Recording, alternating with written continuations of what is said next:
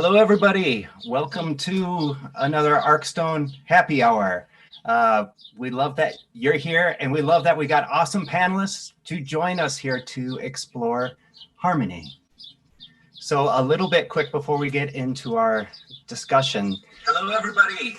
So the idea for the happy hour. This is virtual. This is virtual, yes. It's an event that we use. That this is our fifth one, I think. Yes. Yes. Yeah, because we swapped one out. That explores our core values. So, you know, a lot of businesses out there, organizations have core values that they dutifully all workshop together, write down and tuck away in a drawer somewhere. So we want to do things and kind of adopt some practices that bring our values to life so that, you know, we find out, are these true or not? We ask the question, do they make sense? Do they resonate? Are these really ways that we can, pillars that we can use to guide our business? Actually, this one is kind of a new one. It is. So. This is actually an evolution of one we changed after kind of going through this process. It used to be collaboration. And we thought, well, harmony encapsulates the idea of what we are looking for a lot better than collaboration. And so we go out and we find some great people in the community that through their professional, personal lives are really good examples of harmony, that experienced harmony in different ways and different dimensions. And so we want to have a conversation and ask some questions and kind of see where that leads us to explore that particular value. So anything to add, Lisa? Or? No, just give me 1 second so I can mute my computer and turn it back on so I'm not like, oh, okay. All right, sorry, you guys, this is like live TV. Okay, I'm ready. So as we're doing that, let's go around and I'm going to allow each of you to introduce yourselves. Just tell us a little bit about you and how you got here, and maybe, you know, if you could be, what your spirit animal would be if you had a spirit animal. I think that would be good. So I don't, do you want to start? Sure. My name is Vang. About 4 years ago or so, we started a pop-up restaurant called Union Hmong Kitchen. And so right now we are doing this residency out of this food trailer at Sociable Cider Works. We are doing, in the midst of COVID and everything, we're doing takeout food and everything there. So yeah, we do Hmong food, and yeah, I mean, at the end of the day, I'm a cook, so that's kind of what I do. But lately, in the last few years, I've had to wear different hats. So learning what the word entrepreneur means, business, you know, like a business person. What does that mean? So I've been learning a lot about that. Yeah, I don't know, spirit animal. I haven't really thought. I don't know. I think of I think it sounds so weird. First. Okay, this is literally what comes to mind. Like a grizzly bear. Not because I'm a big dude, but I think it's just because like they work hard and then they sleep hard, you know? Like they work hard and then it's like hibernation time, they like sleep. And one of my buddies says that to me a lot. He's like, dude, you work hard, but man, when you like chill out and relax, like you lounge. My girlfriend loves to use that line all the time. You lounge a lot. I'm like, I worked hard today, okay? I get to lounge. So being able to sleep well has got to be a treasure. Yeah. Awesome. Erinn, how about you? Sure. Hi, everyone. I'm Erinn Farrell. I am one of the co-founders of The Coven. We are a community and workspace that's designed with the needs of women, non-binary, and trans folks in mind. So we are both a physical and now a digital community space that prioritizes the physical and psychological safety of our members. So we do that through our programming, through the design of our space, through our connection strategy, all that good stuff. So we started The Coven just over 2 years ago. Prior to that, I had a decades-long career in advertising, which felt like 600 years long. But my area of focus within The Coven is on kind of our creative output. So our interior design, the design of our spaces, and also just thinking about came from an operations background, so I'm really interested in how, you know, kind of process and structure and design and creativity, like how all of those kind of can and should live in the same space. I believe everyone deserves beautiful things, and that sometimes comes in the, through a really great dictated process. And sometimes that comes through, a beautiful place. So that is me. Let's see. My spirit animal, I don't know. The word trash panda keeps coming to mind. I think it's funny. Like, I legendarily hate raccoons. They're one of the varmints that I'm just not a fan of. But also, I think that there is a lot of tendencies to raccoons that are similar to perhaps my tenacity in spirit. So I'm gonna go trash panda. All right. Very cool. Jesse, how about you? I don't know if I've ever heard anybody say trash panda. That is amazing. I am Jesse Ross. I'm an executive coach, public speaker, and a consultant. Outside of that, I'm a dad. So I have 5 kids and a wife who somehow let me free to do this. And I spend most of my time working with organizations in a couple different ways. Leadership development is kind of the main piece, and then working with individuals, entrepreneurs, folks who are just trying to figure out how to get to the next level.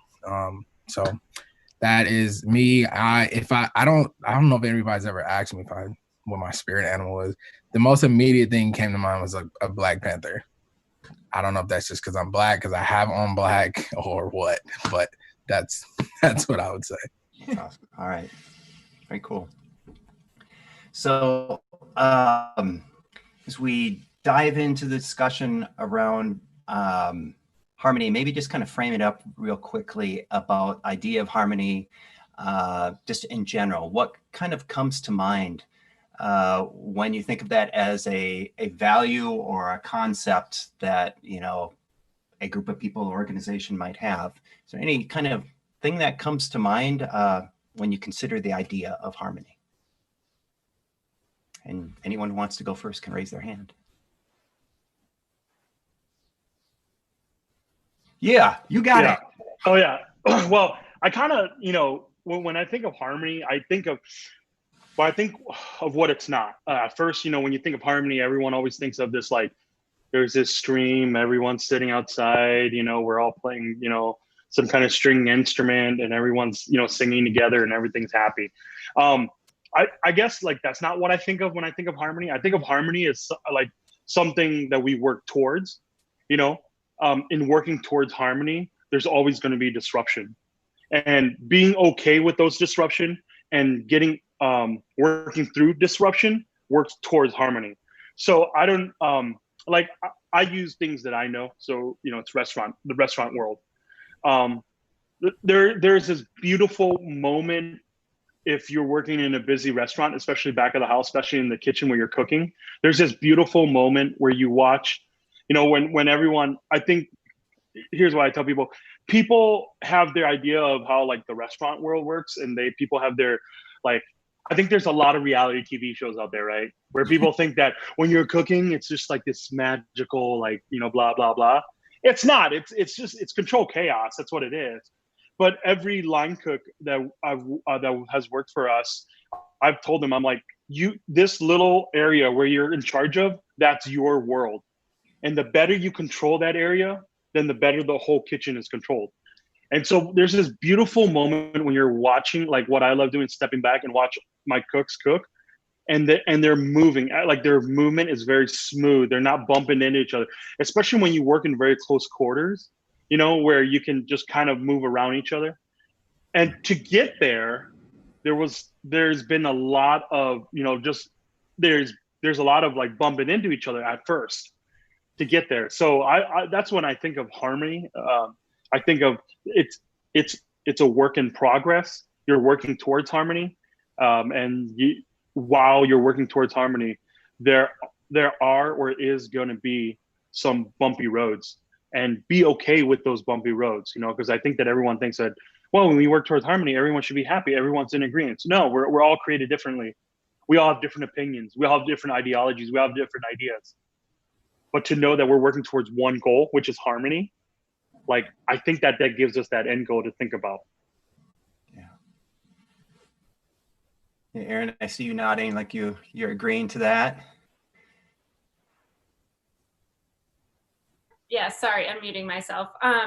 Yeah, I love that. Yeah, I think especially that visual of the close proximity of kitchens and that kind of movement of folks kind of bumping into each other, rubbing up against one another, being in proximity.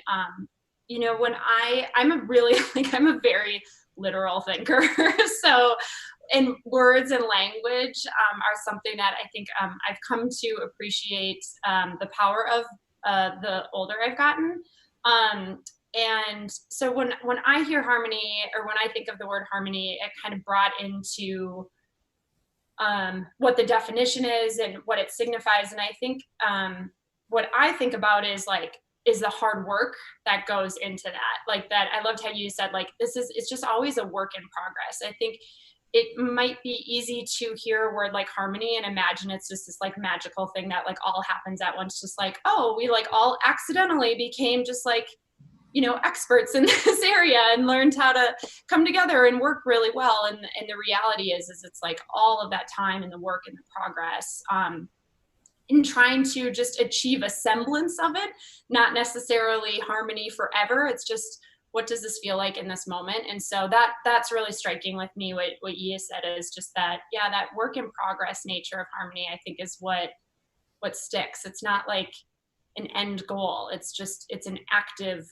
movement. It's you're choosing to actively work towards being in harmony with one another rather than like, oh, we're there or we're not there. Mm-hmm. Mm-hmm.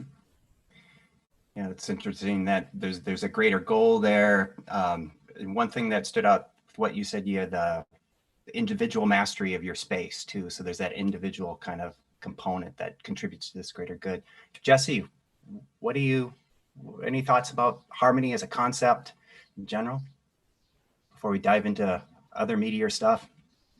Yeah, well, you know, I usually just dive right into meaty stuff, and so honestly, this entire week I've been thinking about this, and I'm the type of person who will like look up a definition just to make sure I know what I think I'm talking about, and I loved he is like example of disrupting things, and so I would say harmony intentionally is supposed to be like something that is pleasing, orderly, and that flows together, but it's almost like exactly opposite of what we feel like or have seen in our media here in Minneapolis, right? And so or injustices, period. And so what I would like to believe and kind of define harmony as something, it's a feeling, a movement that when you know it's right, things flow together, things are going the way that it's supposed to go, and everybody is going together, not one particular party, not one particular group or one particular person. Yeah,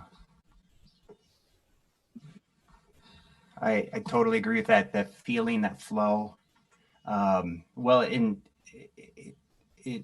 I think is really even more relevant now. We sent out the questions, and we actually talked about canceling this with quarantine and COVID, but now with, you know, the current events here in Minneapolis and the situation, you know, having a discussion of harmony is, you know, even kind of more poignant, right? It's something that has a whole nother kind of depth to it, and it's something that's always there, you know.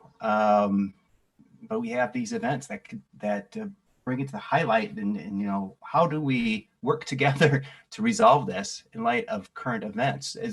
Have you guys had thoughts as this was kind of pending? You knew that you're going to have this panel discussion about harmony in light of this whole shit show that's going on right now.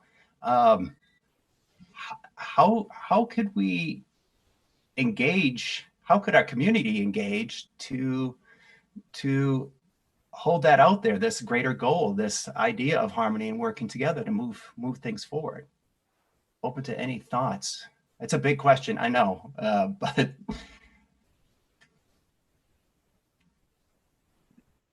All right, well, I'll take a stab at it first. I love how we all like look down, like, man. It's like, oh, could you not record this part? So it's a huge question, of course, and I don't think any one of us has like the answer, right? I think I'm excited to hear what you two have to say too. What I envision of like how this relates to what's happening and what can we do.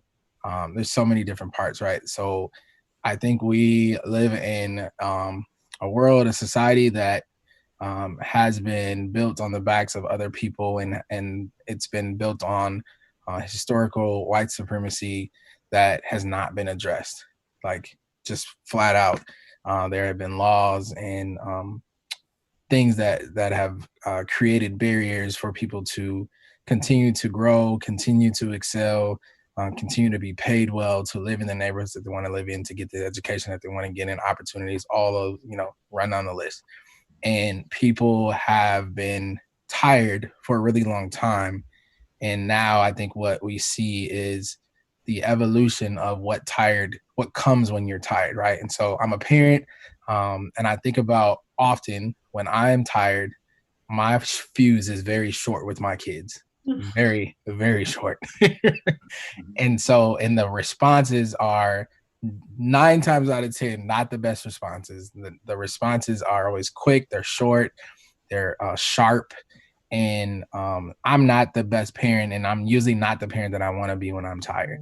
I relate that to what I see in people responding. They're tired, and when you're tired for so long, people respond in ways that are short, sharp, not the best selves, and could be considered righteous depending on the person that you pick. And so I think we all have to do our part, right? And so a wise man told me a long time ago, there may not always be equal giving, but there should always be equal sacrifice. And so you may give time and energy. Someone else may give money. Someone else may give insight and conversation, but we all have to sacrifice something. And I think the part for me that's hard is I know what I'm sacrificing, but I don't know what other people are willing to sacrifice. And the word sacrifice to me always or never coincides with comfortable. Mm-hmm. And I think in order for us to get to a place that we're going to be in harmony and in a place where we can all really see each other excel and everyone excels, it's going to take some sacrifice, and we're going to have to be uncomfortable. Yeah.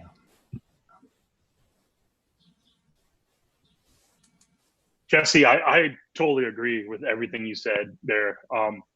And, for me, a lot of valuable lessons I've learned has been modeled by my father, and so like I tell people, I grew up with a great father who loved us, who cared for us. He sacrificed everything he had, to get us to this country. And it wasn't until probably in my late 20s, I realized that, oh, wow, not all people had that kind of father, and I just thought that, that's just one everyone had. And one of the things that he taught me is that, and he made sure all his kids had when we came to America, was that we didn't have an excuse. That, for example, like he made sure we all went to college. Like my mom, when my dad got here, he fought a war, he did everything, he got us to America. And when he got us here, like he worked hard, got us, made sure that we went to school, made sure that we graduated high school, went to college, graduated college. And he never wanted us to have an excuse, kind of like, like that idea of, the reason why we couldn't do this was because, we're people of color, or we're among people that we came here, we're at this disadvantage. And one of the things that he really taught me was like, never have an excuse. And he made sure that when he took all his sacrifice, when he laid down everything he had, my mom and my dad both did, that we were without excuse. So in that, I realized, like, this was like my aha moment, a few years ago. I realized that not everyone had that, because for me, I'm one of those guys who learned like, hey, like, here's a problem, solve the problem, go to the next problem. Here's their problem, solve the problem, go to the next problem. And when I, again, like it comes back to the whole harmony thing. When I worked around with guys who didn't think that way, who didn't have that same worldview that I did, I was like, what's so hard about it, man? Solve the problem. Let's go. You know, and realizing that I was raised differently, you know, and in that, one of the things I really learned through all of that, through of my father's teaching, I learned what empathy was. Empathy is very important. And in light of, you know, all the crap that's going on right now, for me, I think of like the word that comes to me is empathy. You know, empathize with the communities that are hurting, you know, empathize with the people that are suffering, you know, and it's about empathy, and then defining what does empathy mean, you know.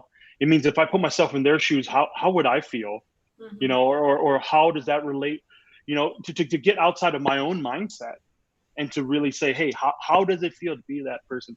How does it feel to, you know, to be, you know, George Floyd's, you know, mother, father? Like, how does it feel to be in his family? How does it feel to be part of their community? And I think that when you can empathize people, I think, you know, like what Jesse says, I think that's where, you know, forgiveness starts, and that's where all of those things start rolling down.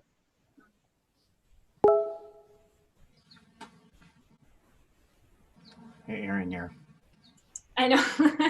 considering.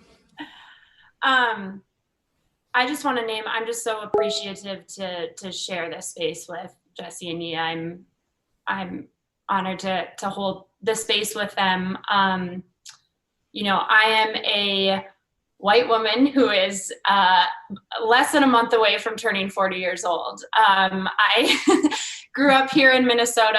I played hockey for most of my life. I went to school in upstate New York. Like, I have had an incredibly white existence.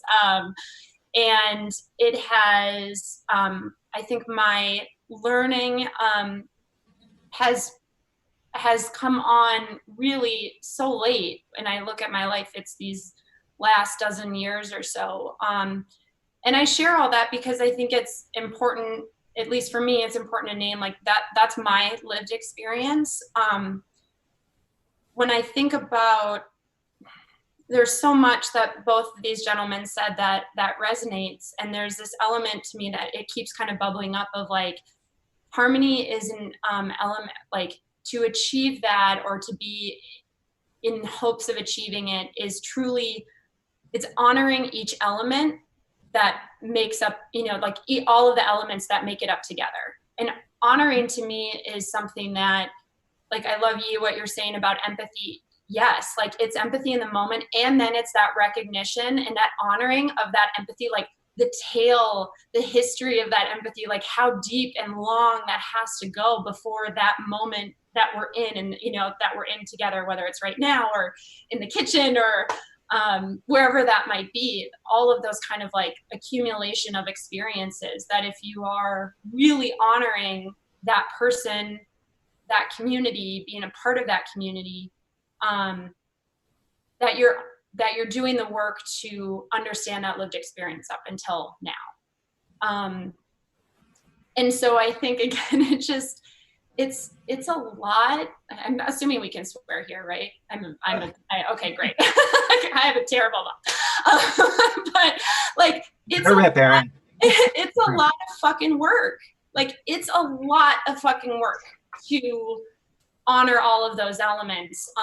But it is work that is so deeply necessary. I mean, we are seeing our community fracture in front of us. And not to say that it hasn't been fractured for so long. This is how it's manifesting right now, you know? So it is just, yeah, I think it's, I'm kind of like circling around that, like that honoring element of that and what that looks like, and how long that work is, and how hopefully joyous and fulfilling and overwhelming and scary and uncomfortable all of that can be. To me, that's kind of where harmony is sitting for me right now. Yeah, that's beautiful. I really like the thought about the elements and balance. I kind of spoken like a designer for sure. You Sorry, know, may I add to that real quick? Yeah, sure. One thing when when Jesse was talking about, about the word, like Jesse did the exact same thing. I was like, dictionary.com, what does harmony mean? And I thought it was interesting, David, that you were talking about how for your values, you moved from collaboration to harmony, which I thought was really interesting. I think there's an element of the recognition again, and like the power and the purpose of the word. Oftentimes, like I think about environments I've been in where like collaboration is said, and there's also like, there are invisible power structures at play that don't make collaboration a possible thing, right? That doesn't make it a even playing field by any means. Right, right. And so I think that there's also this element where like if harmony is the thing that we are moving towards, it's also, we particularly as white folks, how are we not centering our experiences within that? How are we not playing the conductor, if you will, in trying to create harmony for others, right? Like that's not our role. Yeah. Absolutely. So any reactions to that? I know that what you said, at least for me, Erinn, bring me back to a comment that you said earlier about the kitchen working towards that common goal. And we kind of, this harmony as being this, a thing, like there's a vision, there's something that, you know how it feels. Jesse, you said it feels a certain way. There's a kind of you know when it's there, you know when it's working. It's almost like a visceral thing. And I think that's one of the things we need right now. There's no vision really of what this looks like. Getting back to the new normal. Well, what if the normal, or getting back to normal, what if normal sucked, right? So there, needing that sort of vision of what harmony might look like. So the question for you guys would be, are there any institutions or organizations or individuals that you think demonstrate harmony in a way, or something that might be useful as a model, even especially now if there's a country or a group or someone that that you all admire that really kind of just beautifully demonstrate it?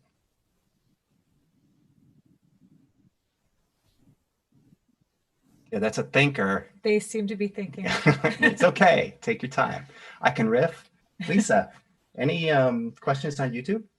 No, not yet. Okay. People are being, nope.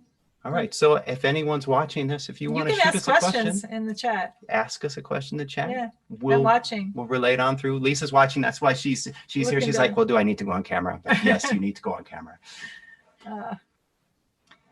So back to the question. Yeah, you unmuted yourself, you brave soul. I don't know if you did it on purpose or not. Yeah. I'm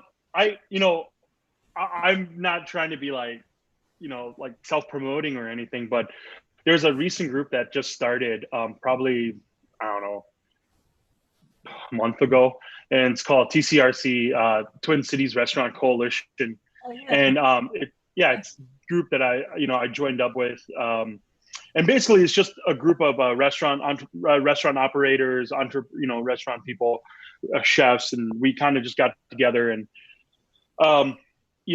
and I really like what they're doing, what we're doing. And one of the things is not just, hey, how do we help restaurant people right now in the midst of COVID, but it's actually how do we, also doing that. And we're also saying, how then do we create a strong infrastructure, a coalition group here that if anything like COVID, I think that one of the things that COVID really taught the restaurant world is that the model that restaurants are doing right now currently doesn't work.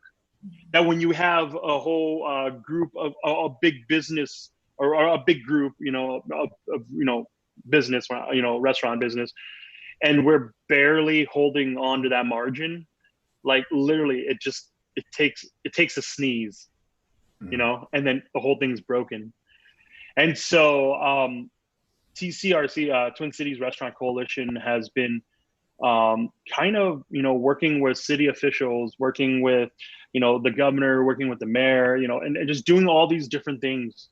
They're, laying down some laying down what's our vision, mission, values, and goals, and all these different things, to build this coalition. And it's it's in the starts, it's pretty, and it's starting to roll, but I kind of like the direction of where it's going. I'm a big movie guy, and so for me, like, I get the way that I understand the world is sometimes through the lens of movies, and my buddies make fun of me all the time. But one of the things that I love about the kind of the heart of the coalition, it reminds me of the movie Gladiator. I don't know if you guys seen Gladiator. Yeah. And when they were in the Coliseum for that first big battle, and Russell Crowe, Maximus, the general, their group was in the middle, and they were kind of like the sacrificial lamb in that battle, right? And they're all standing there, and right before the doors open with the chariots coming out, he says, he kind of makes a statement to everyone and goes, "Hey, the best way that we survive is we stick together," and he's just like, whatever comes out of that door, our best survival is we stick together. And I use that as kind of this, illustration to kind of echo kind of the heart of TCRC, where it's like, whatever happens, whatever the next month looks like, or what opening looks like, and all that stuff, all these regulations that are changing, whatever happens, our better survival is we stick together. And let me tell you, when you have a group of people who disagree and all this stuff, but knowing that their livelihood could break because it's so fragile, trust me, they'll come stick together. And so I just, I really love that scene. And when I talked to some of the people on TCRC, like, that was the scene that was like kind of going in my head. I'm like, whatever happens in the next week, in the next month, in the next year, our best bet of survival is we stick together. And so I love what the TCRC is standing for. Again, it's still so young. We're still kind of building out a couple things. But yeah, I like the group. I like what, those guys are standing for. It's cool. I was so locked in. I don't even remember the question. That was good. That was good. I was just like, yep, I like that, but I don't remember the question, so I'm sorry. So it's really an institution or organization or person that beautifully demonstrates harmony, having that vision. And TCRC, and I like the vision of the sticking together with the gladiators. That's a good. Mm-hmm. Yeah, I still don't have an answer, but that was good though. Yeah. I'm kind of with Jesse on this one.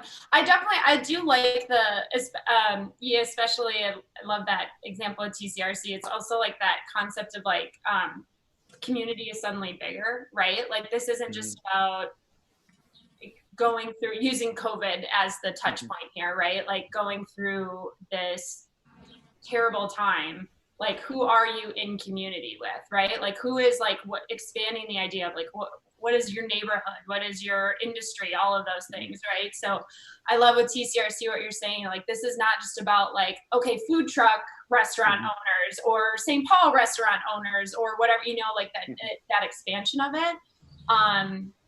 Yeah, so that's really like emboldening and exciting to think about like what's your concept of community and how that shifts. I think that's a really, I think it's really beautiful and an interesting way to think about how harmony is either created or continues to ebb and flow or change. My kind of going along with that, my father, I remember when we were kids, when we would always like get in fights, and especially my brother and I would be like, this is mine. My dad would say this to us. Hey, when you're a kid, you're stupid. So you're like, whatever, like, you're a dad, you have to say stuff like that. But my dad would say, when you say this is mine, you actually have less. But when you say this is ours, you have more. And that's so true, because that has become the ethos of the way that we do our food.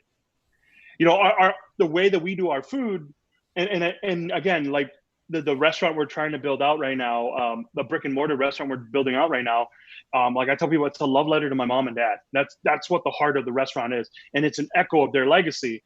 And the way that and I didn't even realize I was doing this, but the way that we were creating the menu, it's not a mine menu, it's a ours menu. Like, when you come in and you order with us, it's not like you're ordering your meal, you're actually ordering for everyone.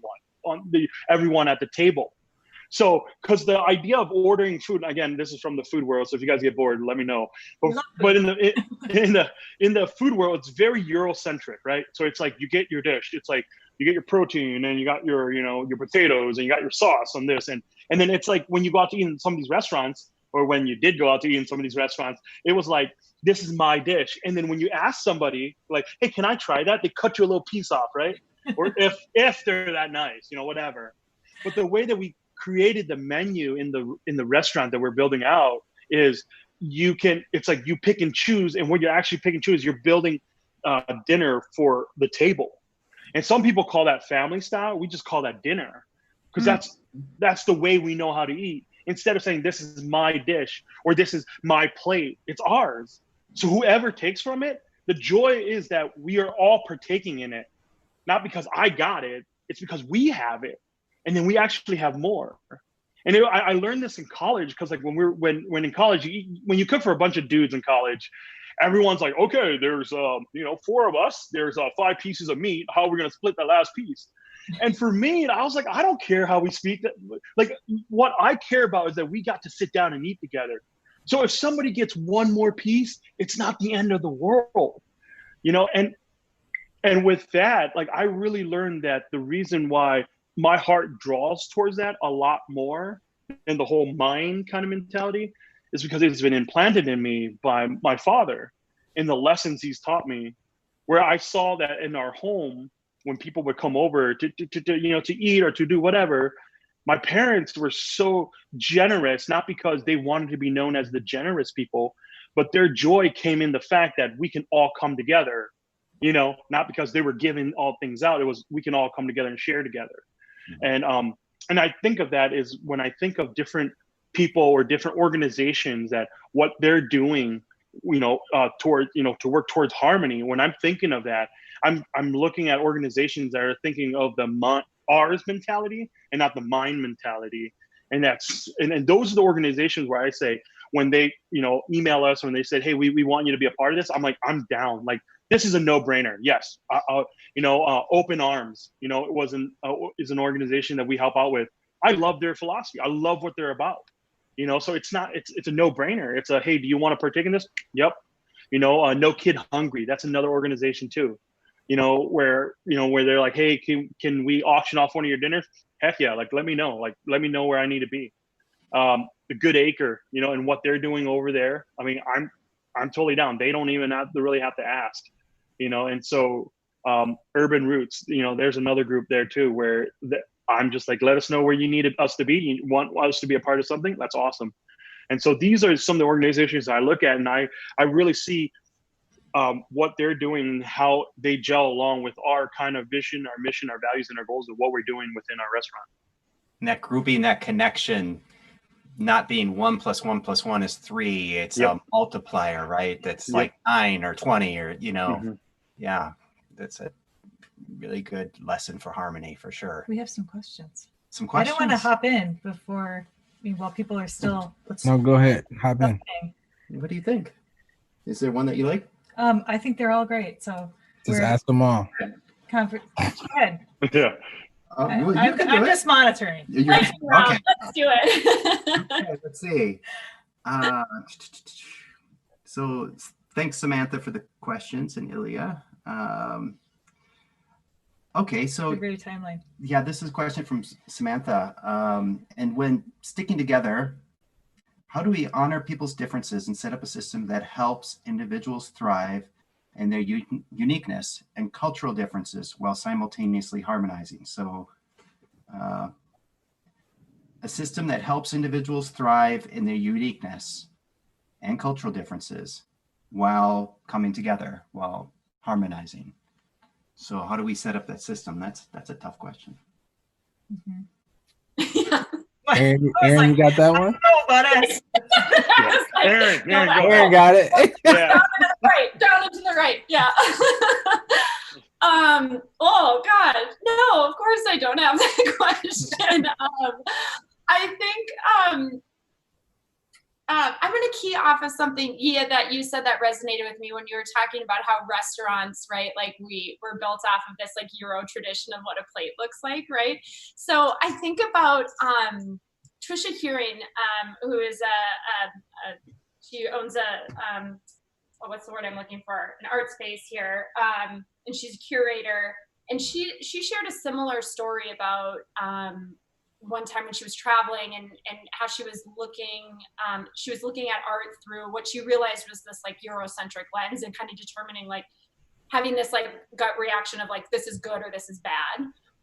And then recognizing like, wait, what lens am I funneling that through, right? So it's a way of answering Samantha's a very long question and a very difficult one. But I think I don't know how to create a system where all of those spaces or all of these different folks can thrive together and be honored and their uniqueness honored. I don't know what the system is. I think about one of the lessons that we personally learned with the Coven was recognizing that our place was not in the creation of community, but that it was in the holding space for community to happen. Community is already happening, cultures already exist. It was really about how do we try and make a space that is broad enough and safe enough to try and hold space for these cultures and these communities to kind of happen together. And so for us, that means how can folks be seen in the space? How can folks feel honored? How can they be seen? How can they feel visible? How can they feel like their experiences matter, right? I can't be the only person that's putting art on the walls. That's naturally going to come out of something that looks good to me because of my lived experience, right? So it's like, who are those collaborators that you meet up with? Who are those other folks whose experiences you value, and they bring life into the space? And so there is a piece on the wall, or there's a book on the shelf, or there's a song that's playing, or there's a food in the fridge that someone comes in and says, that reminds me of something. That feels like home to me. I see myself in that. So I think, I don't know how to create the system, but I think the best success that we've had, and we're still stumbling and learning in public all the time with this, myself included, is kind of trying to decenter yourself from the experience and recognize that like one person can't create that system, one person can't create that space, but bringing in valued collaborators along the way to help you define what that might look like. And then recognize like it's going to get disrupted all the time and value that disruption and listen to that disruption and hopefully grow from it. That's good. Nice job. That was a tough question. I think there's some good points there, and regardless of medium, whether it's food or art or what have you, there's that coming together that has to happen, and that honoring that respect, right? And I kind of leads back to empathy, from earlier in the discussion. So there was a question about creating smaller instances of harmony that we can build upon to make change. I mean, we know that we need systemic change, big changes, but what can we do to make those small changes as community members? Incremental changes? Yeah. I love it. Can I take that one? Yeah. So I am very action oriented. And so anybody who knows me, like, don't ask me to do something if you don't want me to like do it. So the way that I think we can do those small incremental changes are creating spaces like this, right? So I didn't know any of you all. I had heard Erinn's name once somewhere. I don't know. But now I feel like we have a relationship. And so I'm excited to somehow connect, right? After. And to be able to create those multiple connections and say, oh man, I know so-and-so, or, I loved what so-and-so had to say. Maybe we should continue a conversation. Finding those intersections where people can find similar interests, but also learn. I think that's one of the biggest pieces to kind of start that change and kind of create that incremental growth is like, what are things that I can learn? Because we all don't know something.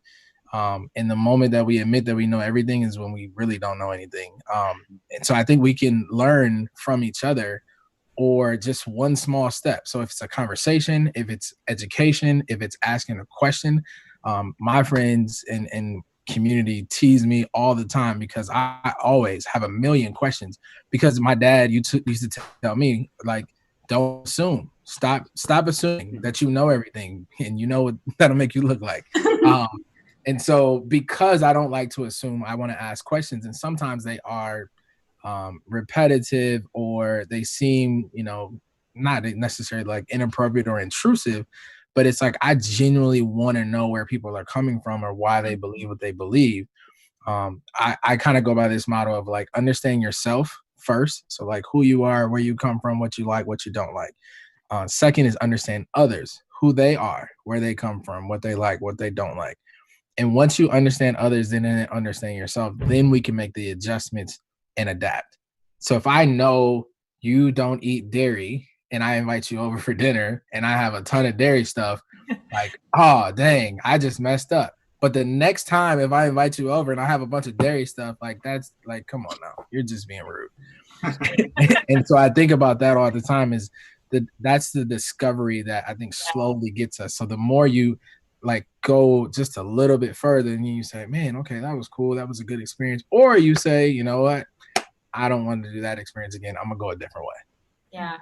I love that, Jesse. Yeah. I think that those words of like discovery and curiosity, and like a thirst for learning, right? Like this, there's like I don't know, I feel like I've also been at home homeschooling my kids during this whole scenario too. So I'm like hyper aware of like what our first and fourth graders are being taught at any given moment. But when I look back on my life, I think about when were those times when did it start shifting where I felt like there was a recognition and an acknowledgement of that being curious and being a learner was a good thing. And then suddenly it kind of shifted to like presentational. I guess that would be the best way I can describe it. Like, when did my life switch from being conversational to presentational? And then how do I literally unlearn that and try and get back to that kind of conversational curiosity element of it? And that's kind of a journey I've been on. As a little insight. But I think like everything Jesse just said, it's that, yes, it's like finding those connections, being just literally in proximity to people that have different lived experiences than you. Like it's how you can start. One way you can start, and to build the empathy and to build relationship. And just to remain curious.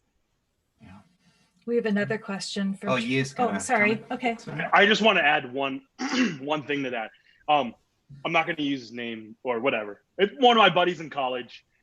Man, he's a great dude. He's got a lovable heart, and everything. But I remembered he came from small town Wisconsin, right? So I went to school at UW La Crosse, and he came from small town Wisconsin. And I remember, I think it was his like senior year. Like, we've been friends for like a bunch of years, right? And he goes, "Hey man, I just need you to know you're the first like Asian person that I've been friends with." He's like, "I've never had it." And he's from small town Wisconsin. I get it, And then I'm like, "Oh, cool, man." And he's like, here's the deal. He goes, "I love to like be more friends. I love to have more friends, especially, just some, like a lot of like the international students." He's like, I love to be more friends with other Asian people. But he's like, "But I really freak out when I talk to them." I'm like, "What? Like, why?" He goes, and this is him being real, and I love his authenticity. He's like, "I just can't tell which Asians they are. I don't know if they're Japanese, Chinese, or Korean." And he goes, and like I get anxious, and I don't want to ask because I feel really bad. And in that moment of vulnerability, when he talked to me and told me that, I just said to him, and I felt like it wasn't because I was some kind of like prophet, but I felt like I gave him permission to like chill out. And I said, "Bro, at the end of the day, these guys are college students that are here far from home, and they're getting a degree, and they have dreams, they have value, they have passions. like, even though you're a white dude from like, you know, Southwest or Southeast, you know, Wisconsin, like you have dreams, you have value, you have passion. I guarantee you, your first question to them is like, are you Japanese, Korean, Chinese, Taiwanese, or Filipino? Like, that's not your first question to them. Your first question is get to know whoever they are. Yeah. That stuff naturally flows, right? So by answer, what I use that as an example to answer the question is this, that you know, when they're talking about like how do we start that harmony, you know, like practically where we are, I say start from where you are. Like if you live in a condo place, you know, in a condo area or an apartment area, and you just want to get to know your neighbor, invite them over for dinner. Like it starts from home, you know. And for my buddy, it literally started from campus where he spent a lot of time on, and where I'm like, man, when you see these guys or when you hang out with the, you know, international students, you don't, like right away, you don't need to know like, are you Japanese, are you Chinese, I don't know, you know, what part of the country you're from. You just ask them their name. You grab lunch with them. You just talk passions with them. You talk just desires. What are they studying? What do they want to do? You know, like you start from the simple things and don't overthink it. And that's what I tell a lot of people when they're saying, hey man, it's great what you guys do with the restaurant. It's so cool what you guys can do with food. But I'm like, yeah, but the point of this restaurant, what the point of what we're trying to do isn't like to get people to all just come to our restaurant. Our hope and our passion is that when you come here, somehow this lights something in your heart. And then when you go home, you create what you experience at the restaurant in your home. Like, it would be awesome if we didn't have restaurants anymore and you people were passionate enough to be in their homes and say, we want to create these awesome dinners and gather our neighbors together, people that we literally wave hi to across from the street, but have them cross the street and come have dinner with us. The passion of what we want to do is we want to ignite that fire inside of people, inspire them so that they can go to their neighborhoods. Because here's the deal, we can't go to the Phillips neighborhood and do this. We can't go to Northeast and do this. We can't go to Wayzata or whatever and do this. Like, we do where we are, and hoping when people come, it sparks something in them so then they can take it back to their neighborhood. And I think that the practical thing is harmony as a big thing from a corporate level. Yes, that's big. But how do you do that? I think it starts from your home. Literally, the easiest thing is start from your home. Have dinner with your neighbors. Yeah, that's great advice. So we're starting to push a little bit on. I think this is an important question. Obviously. Okay, go ahead and ask it. Well, Tracy wants to know, what can we do to stop what happened with George Floyd? I mean, that's like a huge question, but what can we do as a community, as individuals? Erinn put her head down. You got it. Yeah, Erinn. My God. We're just gonna pick on Erinn. I'm just teasing. I know you guys got David's questions, and then our audience questions are like, oh, whoa, okay, Yeah. all these huge things. So I was gonna say, how many more questions do we have? Because I'm the type of person who likes to give like the audience what they want. How many more questions do we have? Do we have time to get to all of them? No, but this is the important question. I mean, this is the final question from the audience at this point. Well, yeah, that's what I meant from the audience. Okay, yeah, this is not that David's questions aren't important. The audience, That's not what I I meant. wanted to get to the audience too. What are the real questions? That's Of the audience. Oh man. Exactly. So how do we stop what happened? Yeah. I mean, all right. So I don't have the answer. Here's what I think is part of the answer, right?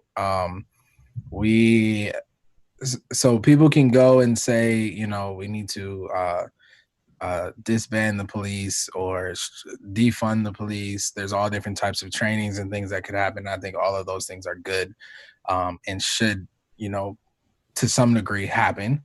I think that I don't believe that every cop is a bad cop or evil cop or anything like that. I know a ton of really good cops, Black and white and Asian American and Indian. I mean, kind of all over. And so I'm just not the one that goes for that. What I do think, though, is it starts with what we were just kind of talking about: empathy, compassion, understanding that there are people who are human beings, and just because you have authority and a badge or a gun or a building or some money or privilege or opportunity or fill in the blank, that does not make you better or greater than one other person.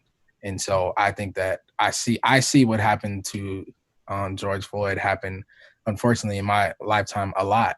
And what my dad used to just say was like, the only difference is it's being filmed.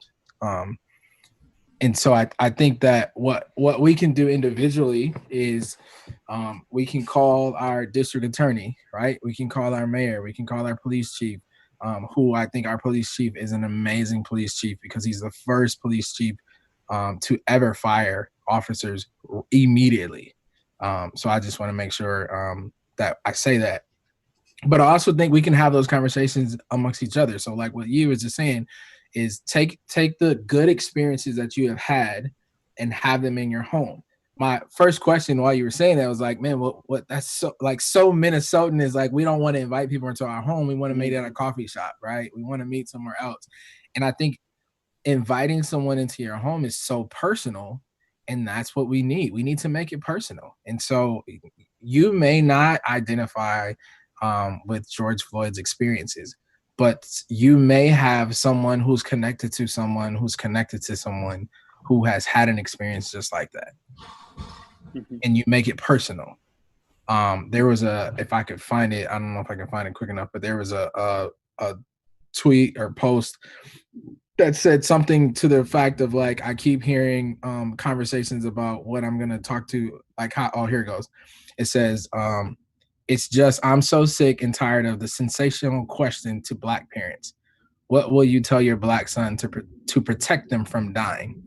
But nobody asks white parents, what do you tell your white children to stop them from killing? And I was just like, oh, make it personal. How do we stop things from that? If we make it more personal, I think we start moving in that direction. Does that mean it automatically changes? Absolutely not. But I think it's a start.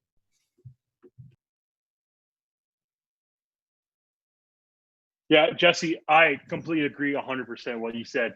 I'm reminded of this story once I read, and it's kind of a made up story. So animals talk in the story, but it talks about a farm where a chicken and a pig got together one morning, and they talk about how much they love being a part of breakfast. And that for the chicken is like, when the farmer comes in, he collects my egg, he makes scrambled eggs, omelets, quiche, baked eggs. Like he gets to use my egg, and the chicken, she's just like, yeah, it's so beautiful, it's so awesome, I get to be a part of breakfast for the farmer. And the pig looks at the chicken, and the pig goes, well, that's easy for you to say, and the lesson I love out of that story is the fact that for the pig, the way he contributes to breakfast is he literally dies. If you want your bacon, if you want your ham for breakfast, like the pig has to die. The chicken lays the eggs. That's awesome. And the question I always ask people when I tell them that story is, I said, what commitment level are you at? The pig and the chicken, they both commit, or they both contribute to breakfast, but the way that the chicken contributes and the way that the pig contributes, it's totally different. And it's like, for me, like, it's that understanding that if you want to talk about equality, if you want to talk about injustice, you want to talk about all that, what commitment level are you in when you're talking about that? Are you a keyboard warrior? You sit in your, you sit in your nice place and you type away your thoughts? Or do you go out there and you actually say, hey, I want this commitment level. I'm in this. I stand by my brothers and sisters shoulder to shoulder, and I'm in this. Or, so that's the question. And then, and I love what you said there, Jesse, like, because everyone is always like, Black parents, what do you say to your, Black son? But to switch that and say, well, white parents, what do you tell your white son? And I think that's something profound that we should, just kind of think through.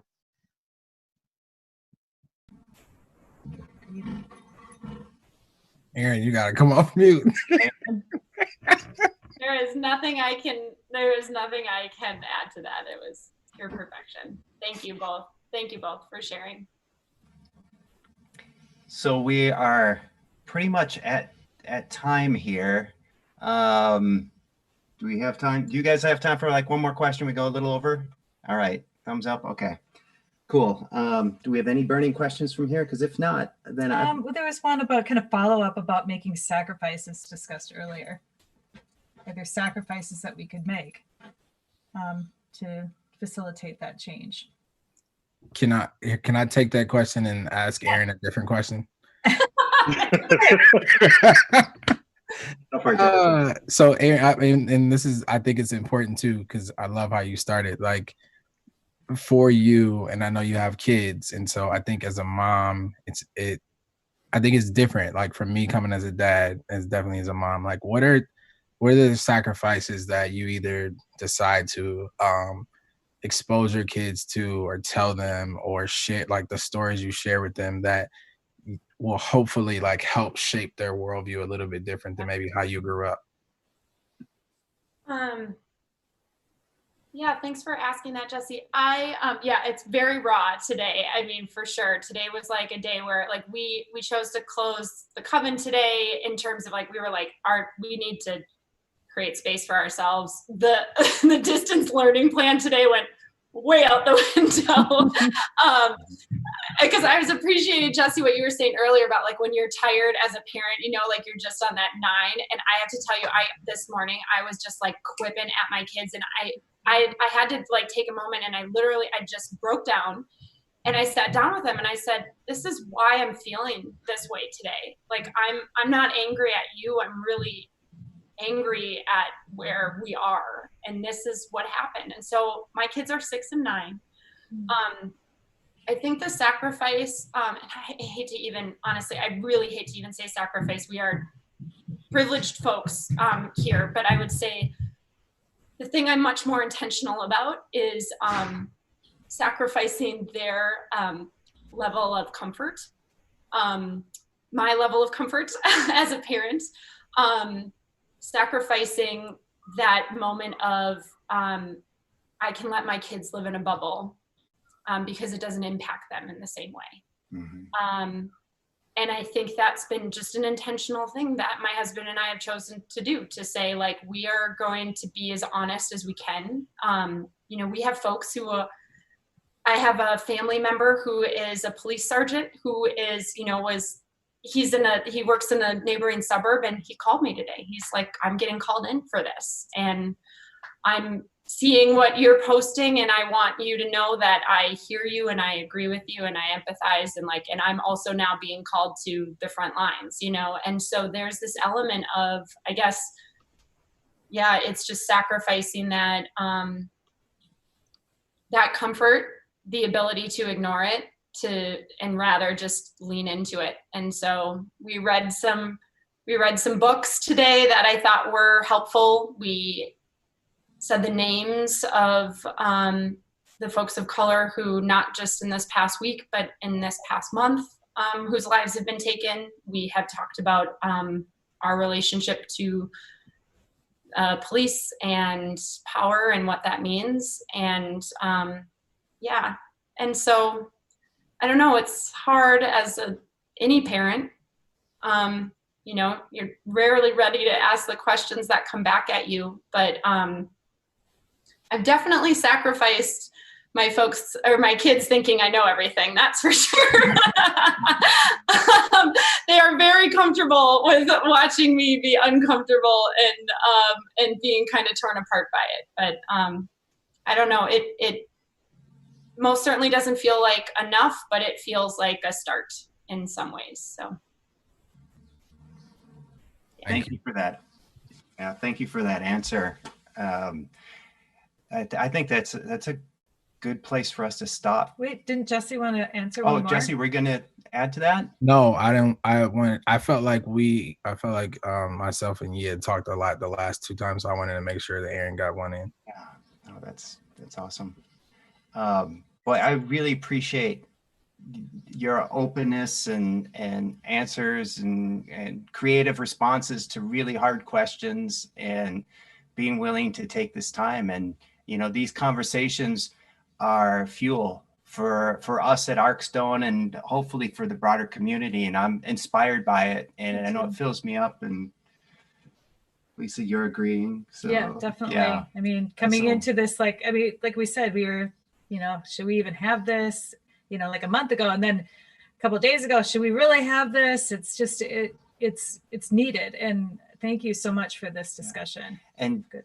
Jesse, you had said we'd never met before this, but now we have these dialogues. So I feel like, you know, even meeting virtually, we have gotten to know each other some, and hey, you know, let's get together. We should totally, as things Yes. go, let's go have Open up. dinner at your I restaurant. was about to say at Yee's restaurant. I'll take that. I Come know. on by. Can't wait. But thank you so much. We're really grateful. Mhm. Thank you. And thank you all the people out there in the streaming land and on the internets. We really appreciate you all chiming in and asking the questions. All right. Bye. Bye. Bye. Thanks.